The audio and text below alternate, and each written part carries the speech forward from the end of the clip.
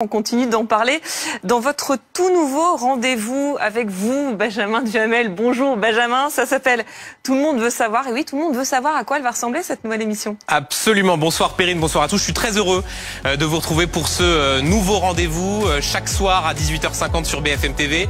Tout le monde veut savoir, des débats, des invités, des controverses. Vous saurez absolument tout sur l'actualité parce que partout, tout le temps, tout le monde veut savoir. Au sommaire ce soir, l'info du jour, c'est bien sûr ce qui se trame en ce moment à l'Elysée. Toujours pas de fumée blanche. Emmanuel Macron, vous le disiez il y a un instant, Perrine, va-t-il prendre la parole? Nous poserons la question dans un instant à nos experts. L'invité du jour a choisi BFM TV pour s'exprimer pour la toute première fois. Nous recevrons dans un instant Ibrahim Malouf, le trompettiste franco-libanais, après son éviction du jury du festival du film américain. Je rappelle qu'il avait été relaxé par la justice après avoir été accusé d'agression sexuelle. Enfin, le débat du jour, bien sûr, de la politique et cette question que nous nous poserons: la France peut-elle vivre sans un Premier ministre?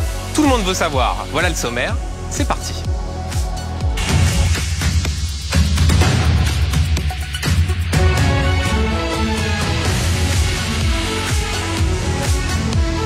BFM TV, tout le monde veut savoir. Benjamin Duhamel. Vous regardez Tout le monde veut savoir et tout de suite, l'info du jour.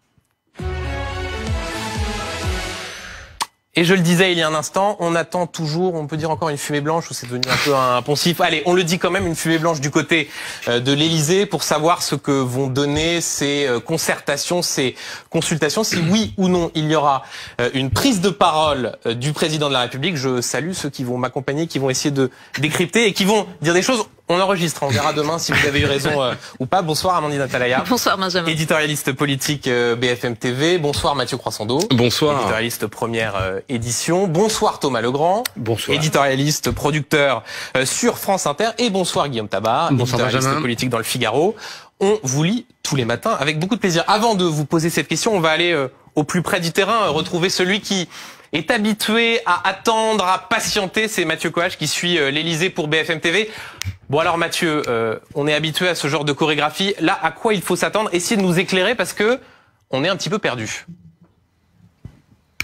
Alors déjà, je vais vous dire une chose, Benjamin, nous sommes dans les jardins de l'Elysée et ça n'est pas habituel. Donc nous sommes dans l'attente, mais dans une attente plutôt agréable, il faut le dire. Les consultations sont techniquement terminées depuis une quinzaine de minutes maintenant, depuis que Gérard Larcher a quitté ces jardins de l'Elysée avec son véhicule. Si l'on se fie au brief, aux indications qui nous ont été données par les conseillers du président vendredi, la nomination d'un Premier ministre devrait intervenir rapidement, donc après ces consultations. Sauf qu'entre-temps, il s'est passé beaucoup de choses, ça ne vous a pas échappé. Jean-Luc Mélenchon a proposé un gouvernement Lucie Castet sans insoumis. Gabriel Attal vient de répondre à cette offre en disant que peu importe la présence ou non de LFI au gouvernement, il demanderait à ses députés de censurer cette équipe. Marine Le Pen a dit à peu près la même chose un peu plus tôt ici même. Il va donc y avoir maintenant une réponse des équipes d'Emmanuel Macron.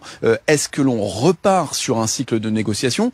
Éric Ciotti pense savoir que oui, puisqu'en sortant du bureau d'Emmanuel Macron à la mi-journée, il avait compris que la nomination d'un Premier ministre n'était pas imminente et qu'il y aurait d'autres négociations. Alors vous allez me dire, que répondent les conseillers du président de la République ce soir à 18h53?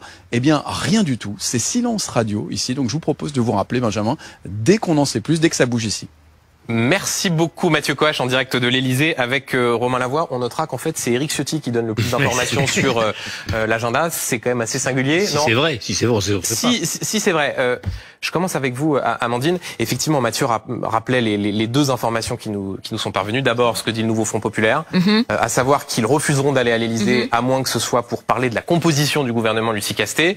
On a dans le même temps Gabriel Attal qui envoie un message à ses parlementaires en disant: nous de toute façon un gouvernement NFP, on censurera, on veut pas, répondre à la manip de Jean-Luc Mélenchon. Qu'est-ce qui se passe là? Qu'est-ce qu'on attend en fait?